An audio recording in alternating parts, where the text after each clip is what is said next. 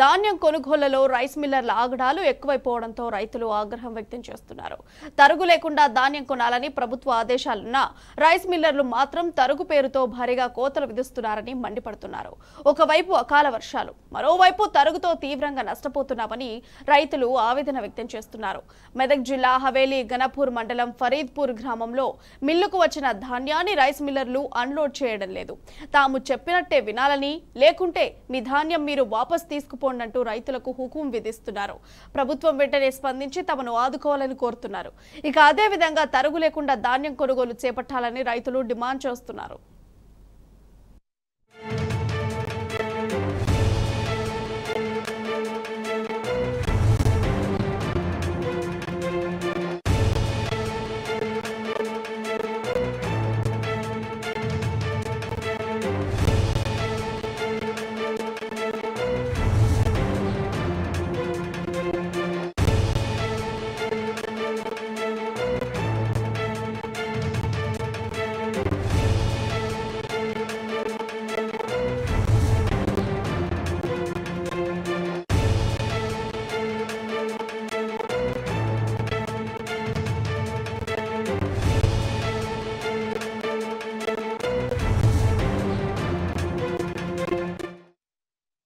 ఇక మిల్లర్ల ఆగడాలపై మరింత సమాచారం అందించడానికి మా ప్రతినిధి వేణు ఫోన్ లైన్ లో సిద్ధంగా ఉన్నారు. ఎస్ వేణు, చెప్పండి, అప్డేట్స్ ఏంటి వేణు? మెదక్ జిల్లాలో రైతులు తీవ్ర సంక్షోభాన్ని ఎదుర్కొంటున్నారు. ముఖ్యంగా చూసుకుంటే అకాల వర్షాలతో ధాన్యం తడిచిపోయిన ఒక పరిస్థితి ఉంటే, మరోవైపు కొన్న ఏదైతే ధాన్యం ఉందో దానికి సంబంధించి కూడా మిల్లర్లు అన్లోడ్ చేయకపోవడంతో తీవ్ర ఇబ్బందులు పడుతున్నారు. మెదక్ జిల్లాకు సంబంధించి హవేలి గణపూర్ ఫరీదాబాద్ కి సంబంధించిన రైతులు 3 రోజుల క్రితం తమ పంటను ధాన్యం కొనుగోలు కేంద్రాల వద్ద విక్రయించడం జరిగింది. దాన్ని సిద్దిపేట జిల్లాకు సంబంధించిన చిన్నకోడూరు రైస్ మిల్లు కూడా తరలించడం జరిగింది. అయితే పంట అమ్మిన తర్వాత దాన్ని అన్లోడ్ చేసే క్రమంలో మిల్లర్లు మాత్రం ఖచ్చితంగా మేము చెప్పినట్టే వినాలి, తరుగు తీసేసి తరుగుతో మీకు కాంట పెడతామని చెప్పడంతో వాళ్ళు దాన్ని ఒప్పుకోవడం లేని పరిస్థితి. అయితే గత 3 రోజులుగా కూడా ఆ సిద్దిపేట చిన్నకోడూరు రైస్ మిల్లు వద్దనే ఈ పంట ఉంది. కాంట ధాన్యం కొనుగోలు కేంద్రం వద్ద తమ ఊర్లో పెట్టిన కాంట ఇంకా అన్లోడ్ కాని పరిస్థితి. ఒకవైపు వర్షాలు వస్తున్నాయి, మరోవైపు ఇక్కడ మిల్లర్లు కూడా మేము చెప్పినట్టు వింటేనే మేము అన్లోడ్ చేస్తామని చెప్పి ఉంది. గత 3 రోజులుగా కూడా లారీ లోడ్లతో సహా రైతులందరూ కూడా అక్కడే ఉండే పరిస్థితి. ఒకవైపు వర్షాలు పడుతున్నాయి, దీంతో ధాన్యం తడిస్తే మళ్ళీ మిల్లర్లు ఆరబెట్టుకొని రమ్మని చెప్పే పరిస్థితి. ఇలా చాలా నష్టపోతున్నాము. తరుగు పేరుతో ప్రతి రైతు కూడా సుమారుగా 30,000 నష్టపోయే పరిస్థితి ఉంది. తరుగు లేదు అని చెప్పేసి ప్రభుత్వం చెప్తున్నప్పుడు కూడా క్షేత్రస్థాయిలో అధికారులు కానీ మిల్లర్లు కానీ పట్టించుకోవడం లేదు.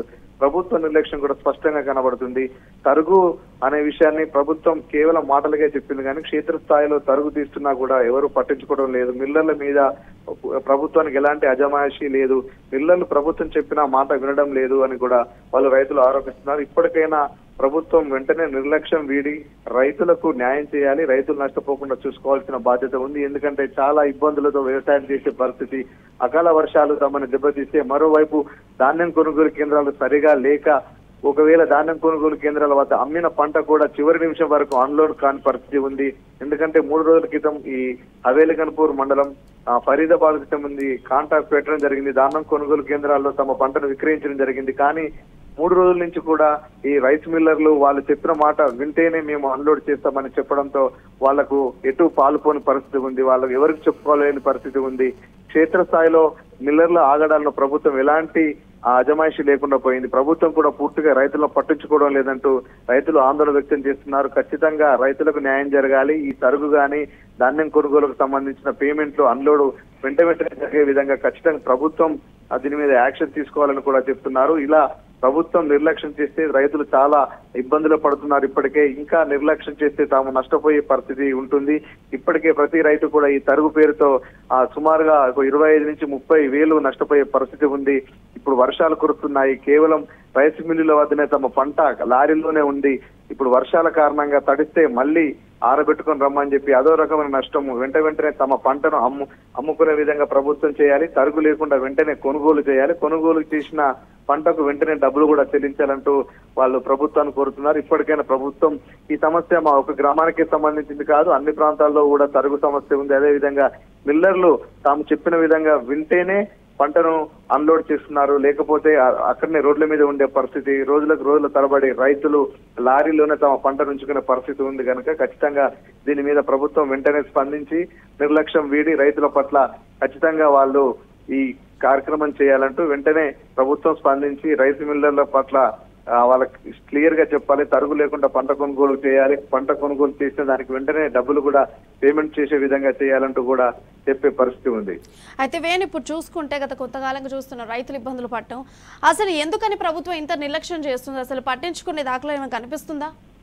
ముఖ్యంగా రైతులు ఫస్ట్ నుంచి అంటే పంట కోసినప్పటి నుంచి ముఖ్యంగా వాళ్ళకు ధాన్యం కొనుగోలు కేంద్రాలు కావాల్సిన లేవు. ధాన్యం కొనుగోలు కేంద్రాలు ప్రతి ఊరిలో ఏర్పాటు చేసే పరిస్థితి లేదు. ఒకవేళ ధాన్యం కొనుగోలు కేంద్రాలు ఉన్నా అక్కడ రకరకాల కారణాలు, వెహికల్స్ లేవంటూ, రవాణా చేసేందుకు వెహికల్స్ లేవనే కారణంతో కాంటా పెట్టిన పరిస్థితి. అక్కడ ధాన్యం కొనుగోలు కేంద్రాల వద్ద రోజులకు రోజు వాళ్ళ పంట ఉండే పరిస్థితి, ఆ క్రమంలో వాళ్ళ వర్షాల కారణంగా పంట తడిచే పరిస్థితి, తీరా పంట కొనుగోలు చేసే సమయానికి వర్షాలకు తడవడంతో ఆరబెట్టుకుంటేనే కాంట పెడతామని చెప్పి ఆ రకమైన సమస్య. ఒకవేళ చాలా రోజులు వెయిట్ చేసి చివరికి తమ ధాన్యం కాంటా పెట్టిన తర్వాత మరో రకమైన సమస్య. ఎందుకంటే ఎక్కడైతే వాళ్ళు రైస్ మిల్లర్లు ఉన్నారో, ఎక్కడైతే తమ ధాన్యం చేరుతుందో అక్కడ తరుగు పేరుతో, ఎందుకంటే తరుగు ధాన్యం కొనుగోలు కేంద్రాల వద్ద లేదు అని చెప్తున్నారు, కానీ తీరా మిల్లర్ల దగ్గరికి వెళ్లేసరికి ఆ తరుగు కూడా తీస్తున్నారు. దానివల్ల రైతులు ప్రతి సంచికి కూడా నష్టపోయే పరిస్థితి ఉంది. దీంతో ప్రతి రైతు ఎవరైతే పంట పండించిన రైతు కూడా ప్రతి సంచి మీద తరుగు రూపంలో తమకు నష్టం వాటిల్లుతుంది. దీనివల్ల ఇబ్బందులు పడుతున్నామని చెప్తున్నారు. ఈ రకంగా ధాన్యం కొనుగోలు కేంద్రాల వద్ద ఒక రకమైన సమస్య ఉంటే రైస్ మిల్లర్లు ఒక రకమైన తరుగు తీయడంతో ప్రతి సంచికి కూడా, ప్రతి బస్తాకు కూడా తమ పంట నష్టపోతున్నాం. దీంతో ప్రతి రైతు కూడా నష్టపోయే పరిస్థితి ఉంది. దీని మీద ప్రభుత్వము ఖచ్చితంగా రైస్ మిల్లర్ల మీద అజమాయిషి ఉండాలి, వాళ్ళకి క్లియర్ డైరెక్షన్ ఇవ్వాలి. రైస్ మిల్లర్లు ఇన్ని చేస్తున్నా కూడా ప్రభుత్వం ఏమాత్రం పట్టించుకోవడం లేదు. పంట అమ్ముతున్న ప్రతి రైతు తరుగు రూపంలో నష్టపోతూనే ఉన్నాడు, కానీ క్షేత్రస్థాయిలో మాత్రం అధికారులు కానీ దీనికి సంబంధించి ఎలాంటి చర్యలు తీసుకోవడం లేదు. రైతు మిల్లర్లు ప్రభుత్వ నిర్లక్ష్యాన్ని ఆసరాగా తీసుకొని తమకు నచ్చినట్టుగా చేస్తూ ఉన్నారు, తమకు నచ్చినట్టుగా కాంటా పెడుతున్నారు, తమకు నచ్చినట్టుగా డబ్బులు ఇచ్చే పరిస్థితి కనబడుతుంది.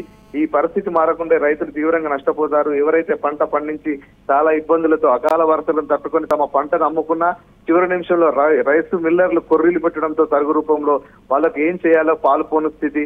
ఖచ్చితంగా ప్రభుత్వం దీని మీద స్పందించాలి. ప్రభుత్వం దీని మీద నిర్లక్ష్యం చేయకుండా రైతులకు బాధ్యతగా రైతు మిల్లర్ల దగ్గర నుంచి తరుగు లేకుండా కొనడమే కాకుండా డబ్బులు కూడా వెంటనే వాటిని పేమెంట్ చేసే విధంగా చూడాలంటూ రైతులు చెప్పే పరిస్థితి ఉంది.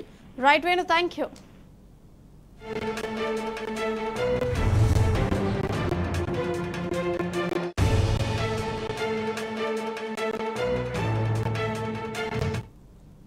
ఇక మిల్లర్ల ఆగడాలపై మనతో మాట్లాడేందుకు మెదక్ జిల్లా రైతు వినోద్ ఫోన్ లైన్ లో ఉన్నారు. ఆయన అడిగి మరిన్ని విషయాలు తెలుసుకుందాం. ఎస్ వినోద్, చెప్పండి. మేడం నమస్కారం. మేడం ఎస్ వినోద్, చెప్పండి.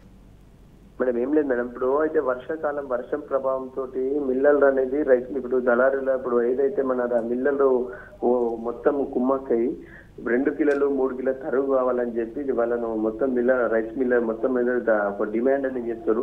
కాకపోతే మేము కొనము, ఎవరికి చెప్పు అధికారి చెప్పుకుంటారా, ఎవరికి చెప్పుకోరు, ఎవరు చెప్పిన మాకు ఏం తీసుకోము అనేంత కఠినంగా రైతులను అనేది పీడిస్తారు మేడం. వినోద్ మేడం మిల్లర్లు ధాన్యం ఎందుకు కొనడం లేదు, అసలు సమస్య ఏంటి? సమస్య ఏం లేదు మేడం, వాళ్ళు అంటే కటింగ్ అనేది ఇప్పుడు ఏదైతే ఉంది కదా మేడం, మేము 42 కిలోల 500 గ్రాములు అనేది మిల్లర్ కు ఒక బ్యాగ్ అనేది బస్తా అనేది 42 కిలోల 50 గ్రాములు అనేది పంపిస్తున్నాం, వెయిట్ చేసి పంపిస్తున్నాం ఇక్కడ నుంచి. తర్వాత కూడా వాళ్ళు ఏం చేస్తున్నారంటే అక్కడ పోయినాక ఈ ధాన్యము ఆ వెయిట్ లేదు, అది పొల్లుంది, ఇది ఉందని చెప్పుకుంటా మళ్ళీ ఇంకొక మనిషికి ఒక బ్యాగ్ అనేది కింటాలకు 2 కిలో అనేది తరుగు కావాలి, లేకపోతే మేము అది తీసుకుంటేనే మేము తీసుకుంటాము, లేకపోతే తీసుకోము. ఏ అధికారికి ఎప్పుడు చెప్పుకోరు, ఏ ఎమ్మెల్యే కాదు, ఎవరికైనా చెప్పుకోరు, ఎవరిని చెప్పినా మేము వినము, మీ ఇష్టం మాట. అసలు మాకు వడ్లేయద్దు అని చెప్పేస్తారు డైరెక్ట్ కళాకంటిగా, మాకు వడ్లేయద్దు, వేరే రైతులు పంపించుకోరని చెప్పి వాళ్ళు ఇష్టారాజ్యంగా అంతా మాట్లాడతారు, బండ్లు పక్కన పెట్టిస్తారు. రైతులు అనేది చాలా పీడిస్తారు మేడం. ఇది అయితే ఇప్పుడు మీ డిమాండ్స్ ఏంటి ప్రస్తుతానికి? ఏం లేదు మేడం, మాకు రైతులకు అనేది పండించిన పంటను అనేది సకాలంలో పంటను అనేది కొనాలి. మాకు కూడా యథావిధిగా రైతులకు రండి, రైతుల ఒక సమస్యల పైన కూడా అధికారులు కానీ స్పందించాలి. అధికారులు కుమ్మక్కై రైతులను అనేది అరఘోషగా పెడుతున్నారని మా యొక్క డిమాండ్ మేడం. రైతులు ఇప్పుడు అధికారులు అనేది అధికారి కూడా ఇవరకు స్పందించిన దాఖలా లేదు. ఏదైతే ఇప్పుడు ఉంది కదా మిల్లర్లకు మొత్తం కుమ్మక్కై అధికారులు మొత్తం ఇష్టారాజ్యంగా పనిచేస్తున్నారని మా యొక్క డిమాండ్ మేడం. ఇప్పటికైనా మారాలి. చెప్పండి.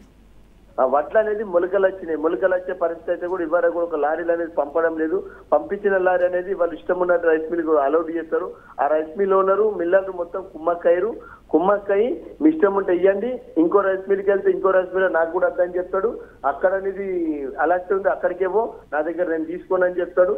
కాబట్టి అధికారులు మిల్లర్లు కుమ్మక్కయి మా రైతులతోటి ఇష్టారాజ్యంగా ఆడుకుని మేము పండించిన పంటకు గిట్టుబాటు ధర ఏదైతే కావాలనుకున్నామో సకాలంలో వడ్లు కొనకపోతే ఇప్పుడు వర్షాలతోటి ఎంతో నష్టపోతున్నాం.